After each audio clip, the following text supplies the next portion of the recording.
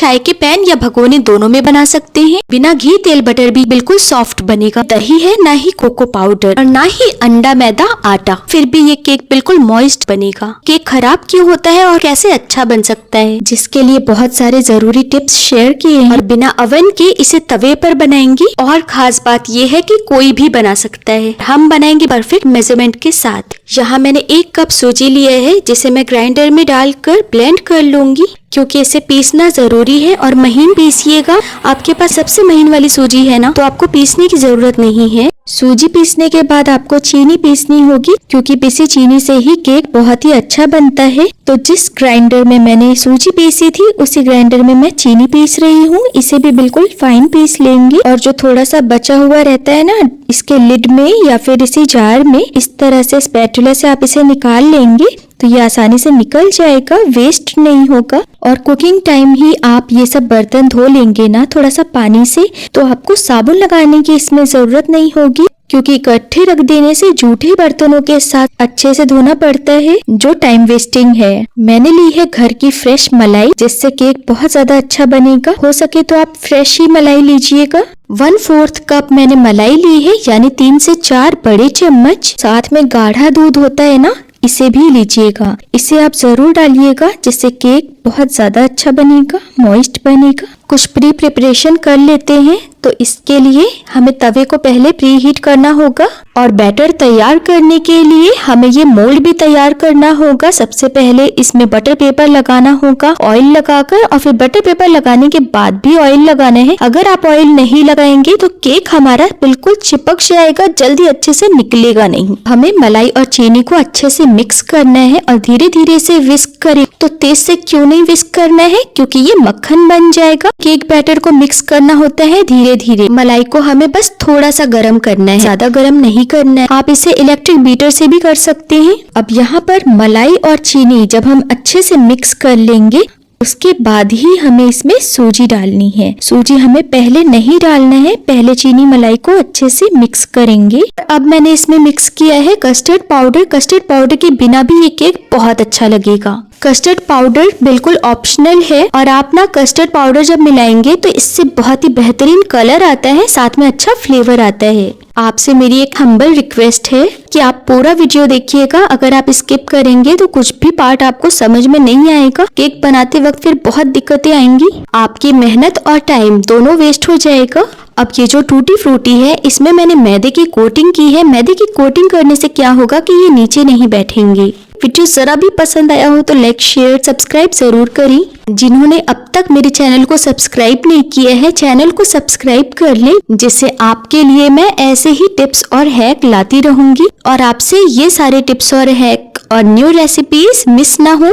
तो subscribe button के पहले जो बेल आइकन का बटन है, इसे भी प्रेस कर दें, जिससे मैं कोई भी वीडियो पोस्ट करूं तो आपको ये नोटिफिकेशन जाते रहे। जरूरी एक और बात कि आप फुल फैट मिल्क लीजिएगा, और अगर गाय का दूध मिल जाए ना तो और भी बहुत अच्छा रहेगा। तो मैंने इसमें डाला है 1 कप सूजी, आधा कप चीनी। थोड़ा कम ज्यादा कर सकते हैं, बहुत ज्यादा या बहुत कम नहीं। मतलब आपको चीनी ज्यादा पसंद है तो थोड़ा ज्यादा डाल सकते हैं। अब मैंने लिया है 1 कप दूध, और इस 1 कप दूध को एक साथ नहीं डालना है, थोड़ा थोड़ा करके डालेंगे आप, जिससे हमारा बैटर परफेक्ट रेडी हो। शुरू में ही आप ज्यादा दूध डाल देंगे तो आपको इसे सेट करना होगा। आप सूजी डालकर इसे सेट कर सकते हैं, पर टाइम वेस्ट हो जाएगा उससे। केक जैसे फ्लेवर के लिए वनीला एसेंस, इसे आप चाहे तो मिलाइएगा। इससे क्या होगा ना, बहुत अच्छी खुशबू आएगी केक से।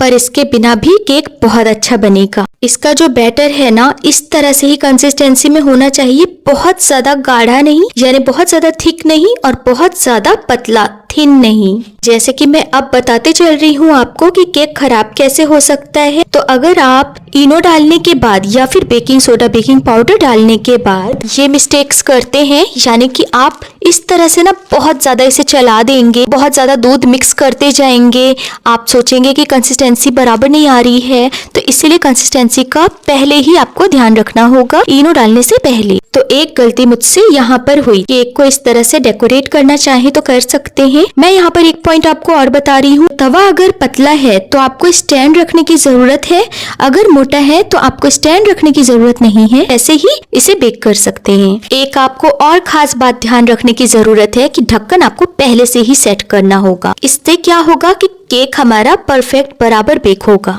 और ये मैं नोजल वाले टी पैन से बना रही हूँ, तो पहले से ही आटा तैयार करना होगा, जो मैंने नहीं किया था पहला केक बनाने के टाइम। क्योंकि नोजल वाले से मैं बना रही थी ना, तो कोई भी ढक्कन, कोई भी प्लेट समझ में नहीं आ रही थी कि इसके लिए फिट कैसे बैठेगा, क्योंकि इसमें से एयर पास हो जाएगी तो केक आपका बिल्कुल भी अच्छा बेक नहीं होगा। केक अच्छा नहीं बन सकता है किसी भी कीमत पर।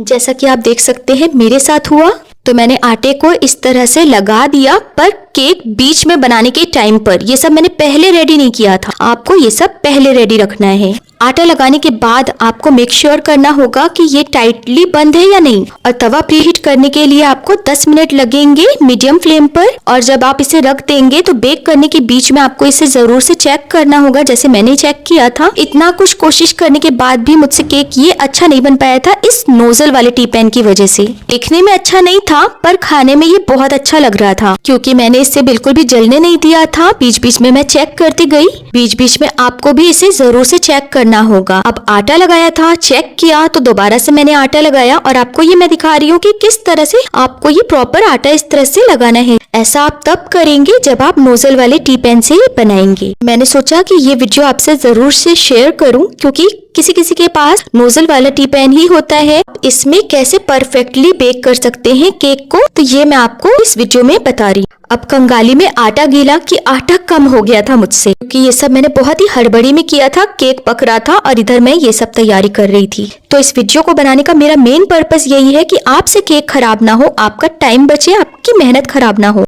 तो ऐसे ही बीच में आपको इसे टूथपिक या फिर स्क्यूअर से चेक करना चाहिए। तो आटा ये कम पड़ गया था, तो मैंने इस तरह से इसे चिपकाया था, जैसा कि वीडियो में मैंने आपको दिखाया है पहले ही। और केक जल ना जाए तो मैंने इसे इस तरह से देख करके निकाल लिया। डीमोल्ड होने में ना बहुत ज्यादा दिक्कत हुई थी। ये आसानी से और जल्दी से डीमोल्ड नहीं हो पाया था, तो मैं पूरा वीडियो नहीं दिखा पाऊंगी आपको। तो मैंने वीडियो के कुछ क्लिप्स काट दिए थे। इसमें जो आटा चिपकाया था ना, उसके लिए टेंशन मत लीजिएगा, ये आराम से निकल जाएगा इस तरह से। तो केक जालीदार कैसे बने, परफेक्टली बेक हो, ये मैं आगे आपको वीडियो में दिखाऊंगी। ये केक मैंने टेस्ट कर लिया था डर के मारे बीच में ही कि हाँ ये अच्छा है कि नहीं। खाने में, देखने में भी मुझे तो अच्छा लगा। ये जालीदार नहीं था, बिल्कुल भी परफेक्ट केक नहीं बना था, लेकिन खाने में बहुत ज्यादा टेस्टी था। तो मैंने इसे चाकू से जब कट किया ना, तो ये टूटने लगा था। अगर आपका अच्छा केक बने ना, तो ये बिल्कुल भी इस तरह से टूटेगा नहीं और इतनी आसानी से डीमोल्ड होगा ना कि पता भी नहीं लगेगा आपको। टेक्सचर वाइज तो ठीक ही लग रहा था लेकिन ये अच्छा तो बिल्कुल नहीं बना था। पर फिर भी मैंने सोचा कि मैं ये आपको लास्ट तक दिखाऊं। इससे आप एक बात जरूर जानेंगे, जब आप केक बनाएंगे तो आपको लगेगा ये तो अच्छा बना है, अच्छा दिख भी रहा है, तो ये अच्छा बिल्कुल नहीं बनेगा अगर जाली नहीं आएगी। मुझे आप फीडबैक जरूर दीजिएगा जब आप केक बनाइएगा। आई होप आपसे अच्छा केक बने। तो दूसरे केक की तैयारी कर लेते हैं। सूजी ना दूध या पानी या मलाई सभी चीजों को अब्सॉर्ब करती है, इसलिए हमें इसे रेस्ट के लिए रखना होगा 20 मिनट मिनिमम और 30 मिनट मैक्सिमम। अगर आपसे लंप फ्री बैटर तैयार ना हो तो आप इसे छान सकते हैं। तो इस तरह से मैंने आपको छान कर दिखाया, क्योंकि छानने के बाद देखा ना आपने इसका टेक्सचर बिल्कुल स्मूथ है। अब मैं यहाँ पर भगोने में बना रही थी, तो मैं आपको भगोना दिखा दूं कि इस तरह से मैंने भगोना लिया था। और आपको इसका बेस, अगर प्लेन बेस है ना तो बहुत अच्छा रहेगा।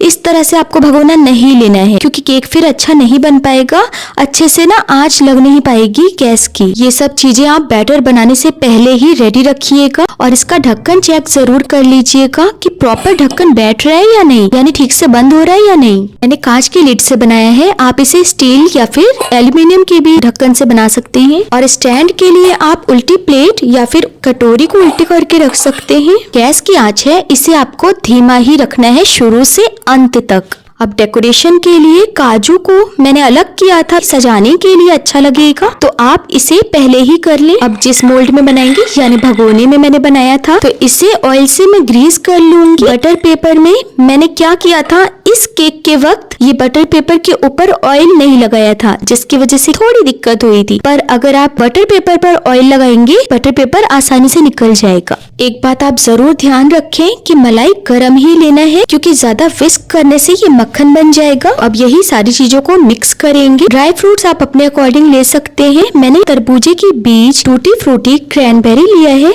हल्के हाथों से इसे मिक्स करेंगे। तीनों डालकर आपको ज्यादा चलाना नहीं है और केक बैटर को भी आपको ज्यादा नहीं चलाना है। बस ये ध्यान रखिएगा आप कि बस इसे मिक्स करना है, सारी चीजों को मिक्स करना है। ओवर मिक्सिंग से आपका केक कभी भी अच्छा नहीं बन सकता। इसकी कंसिस्टेंसी आप देख लीजिए, ऐसे ही होनी चाहिए, रिबन कंसिस्टेंसी। पहले वाले केक को बनाने के लिए मैंने टैप टैप नहीं किया था, खास ध्यान रखिएगा इस बात का भी। और आटा मैंने फिर से पहले की तरह नहीं तैयार किया था, जल्दी जल्दी से मैंने मैदे को गूंद लिया था। 40-45 मिनट इसे बेक करना है धीमी आंच पर। टाइम थोड़ा ऊपर नीचे हो सकता है क्योंकि सबकी गैस सेम नहीं जलती। जब मैंने फिर से चेक किया लास्ट बार, तो थोड़ा सा बीच में कच्चा था, तो मैंने गैस बंद करके इसे बटर पेपर से ढक दिया था इस तरह से। जब ये ठीक से ना पके बीच से, तो आप ऊपर से गर्म तवा भी इस पे रख सकते हैं कुछ देर, क्योंकि नीचे से तो ये अच्छे से बेक हो ही चुका है, वरना ये जल जाएगा। अब आप देखिए ये परफेक्ट बेक हुआ है और ये डीमोल्ड भी बहुत ही आसानी से इस तरह से हो जाएगा। पता भी नहीं लग रहा है कि डीमोल्ड हो गया है।